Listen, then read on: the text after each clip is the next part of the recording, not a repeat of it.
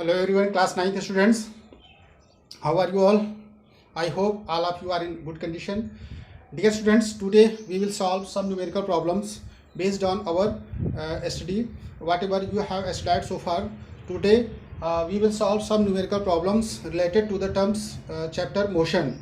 So dear students, as you know that we have derived equation of motions by both methods, that is graphical methods and alternative methods. So today we will solve some numerical problems related to the equation of motions. Dear students, numerical problems totally will be based on graphical ways and some verbal numerical problems which will be given to you for solution. So dear students, let us study about the terms graph. Here is a graph. ठीक है, अब आपको graph खींचने का मैंने बताया था कि ग्राफ आप कैसे खींचोगे, ग्राफ ड्रा कैसे करोगे, इसके बारे में जानकारी आपको दी गई है. तो dear students, here is a graph between the speed and time. You can see this same problems in the questions already. What is the expectation of the question? Read the question carefully. Study the speed time graph of a car given alongside and answer the following. तो dear students, आपको क्या करना है, इस graph को study करना है, graph को पढ़ना है, उस बेसिस पे आपको सॉल्यूशन बताना होगा. ठीक है, तो ये ग्राफ किसके किसके बीच प्लॉट किया गया है? You can see speed and time. The graph has been plotted between speed and time के बीच ग्राफ खींचा गया है.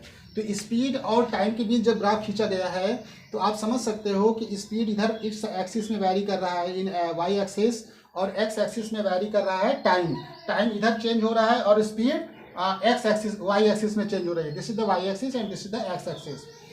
तो dear students, after analysing the graph there will be some word problems totally based on the graph which you have to only see the graph and answer the direct way. So you can directly write the answer but after analyzing the graph is given here you. तो देखो आप graph को इसको आप देखोगे, ठीक है, graph को देखो किसके किसके बीच खींचा गया है, स्पीड और टाइम के बीच. तो graph has been plotted between speed and time.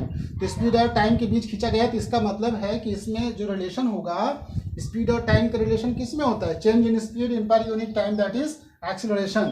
फिर आप यहाँ कंफ्यूज मत होना कि सर एक्सीलरेशन तो डिफिनीशन ये होती है कि change in velocity is called change in velocity in per unit time is called acceleration. तो don't be confused here because speed can be taken in sense of velocity. There is no any differentiation which you can create here. You can take speed related to the concern to the velocity. Velocity or speed will be used in same sense here in during the representation of graph. Graph को represent करने के लिए speed और velocity को same sense में लिया जा सकता है. तो अब स्टूडेंट्स पहला क्वेश्चन देखिए. Read the first question. Graph आपने पढ़ लिया, इस एक्सिस में क्या वेरी कर रहा है? स्पीड, इधर टाइम. ठीक है, तो जैसे यहाँ पे देख सकते हो 10 0 था, ये इनिशियल है, इनिशियल फेज है. ये 0 देखो, 0 से 10 20 30 40. इस साइड में 10 20 30 40 50. तो सेम इज हियर. पहला question, what type of motion is represented by OA के द्वारा कौन सा मोशन रिप्रेजेंट हो रहा है?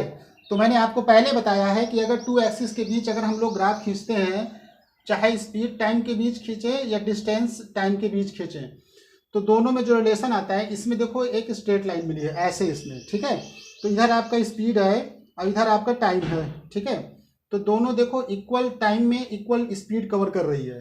तो हम कह सकते हैं कि this is the uniform acceleration. तो OA क्या बता रहा है? This OA tells that there is a uniform acceleration. OA तक में क्या है? यूनिफॉर्म एक्सीलरेशन है यहाँ पे. ठीक है, what type of motion is represented by AB के द्वारा कौन सा मोशन रिप्रेजेंट हो रहा है? तो AB में थोड़ा देखिए. अब ये लाइन जो है यहाँ से यहाँ तक तो इंक्रीज की, फिर यहाँ से ये बेंट हुई है. तो बेंट हुई है मानी ये एक्स एक्सिस के पैरेलल हो गई है. This is the parallel to x axis. ठीक है, अब एक्स एक्सिस के पैरेलल हो गई है, तो अब हम कह सकते हैं कि ये आगे एक्सटेंड नहीं हो रही है, यानी स्पीड अब चेंज नहीं हो रही है, जितनी थी वो कांस्टेंट हो गई उतने में, अब इतना फिक्स हो रही है. तो हम कह सकते हैं डायरेक्टली यहाँ पे जो AB है ये बताता है कि स्पीड इज ए कांस्टेंट. यहाँ पे ये AB में क्या है? कांस्टेंट स्पीड बता रहा है. This is the constant speed कह सकते हैं, ठीक है। We can see here is a constant speed. और ओ ए तक में क्या है, यूनिफॉर्म एक्सीलरेशन, यहाँ पे कह सकते हो आप यूनिफॉर्म एक्सीलरेशन, ठीक है। Here is a uniform, uniform का मतलब होता है एक समान, ठीक है। ये इक्वल स्पीड कवर कर रहा है इक्वल इंटरवल ऑफ टाइम। कैसे पता करोगे, जैसे यहाँ से यहाँ तक मुझे ऐसे ऐसे लाइन खींचना है, तो यहाँ से ये, तो ये डिस्टेंस जो होगी, ये दिस विल बी डिस्टेंस, और ये दोनों इक्वल होगी मैग्नीट्यूड में। तो यहाँ तो स्पीड वेरी कर रहा है इतना, इधर टाइम, तो both will be equal in magnitude. Therefore we can see here, we can say that there is a equality. तो यूनिफॉर्मिटी यहाँ पे दिख रही है, ठीक है। और यहाँ पे क्या है, कांस्टेंट स्पीड है। अब फिर next question is what type of motion is represented by BC. BC के द्वारा कौन सा मोशन रिप्रेजेंट हो रहा है। बीसी देखिए, बीसी यहाँ से डाउन हो रही है, यानी स्पीड अब डिक्रीज हो रही है। आपको बताया था कि अगर स्पीड में डिक्रीजमेंट होता है अगर स्पीड में डिक्रीजमेंट होता है तो हम कह सकते हैं कि वो स्पीड में पर यूनिट टाइम की रेशियो में स्पीड में अगर डिक्रीजमेंट होता है तो उसको हम लोग कहते हैं रिटार्डेशन, डी एक्सीलरेशन, ठीक है। एक वर्ड दो होते हैं, रिटार्डेशन कह सकते हो, ठीक है, रिटार्डेशन, या कह सकते हो डी एक्सीलरेशन, ठीक है। डी एक्सीलरेशन, डी एक्सीलरेशन कहें या retardation, both are the same options. अब यहाँ पे देखिए बीसी में जो, लेकिन है ये स्ट्रेट लाइन, ठीक है, तो हम कह सकते हैं कि जो बीसी तक का है ये हमारा रिटार्डेशन है। और कैसा retardation. Hello my dear students, I have to be reconnected due to some technical faults. So dear students, now let us join with me whatever you have cleared so far. Dear students, we have come to know about the uniform accelerations, constant speed, and there is a retardation. B से C तक में क्या हो रहा है, retardation हो रहा है। कितने का रिटार्डेशन हो रहा है, you can calculate here the retardation and you can calculate the acceleration from O to A। और O से A में जो एक्सेलरेशन यूनिफॉर्म है कितना, you can calculate this. O से A अगर यूनिफॉर्म एक्सेलरेशन है तो वो एक्सेलरेशन कितना है, ठीक है।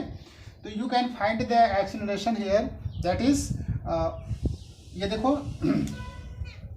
O से A तक में यहाँ गए, ठीक है।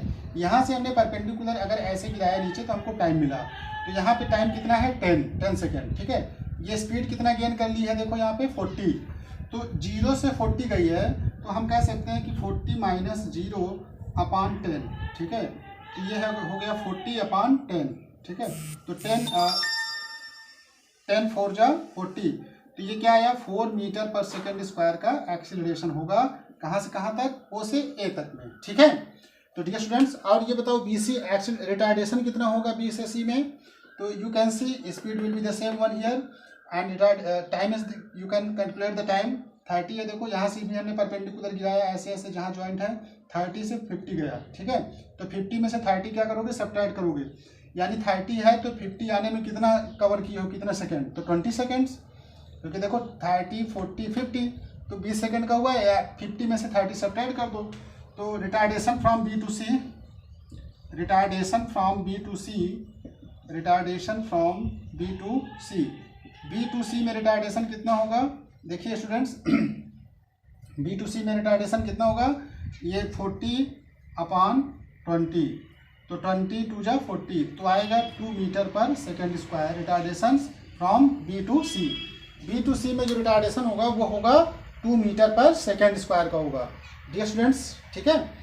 B से C में जो रिटार्डेशन होगा वो 2 मीटर पर सेकेंड स्क्वायर का होगा। O से A में जो यूनिफॉर्म एक्सीलरेशन है वो कितना होगा, वो होगा 4 मीटर पर सेकेंड स्क्वायर, ठीक है। तो जो metre per second square is the unit of acceleration, ठीक है। Both for retardation also there will be the unit same, but only decreasing is termed as retardations negative points, ठीक है, क्योंकि यहाँ स्पीड क्या हो रही, फॉल हो रही है, ठीक है, डिक्रीज हो रही है।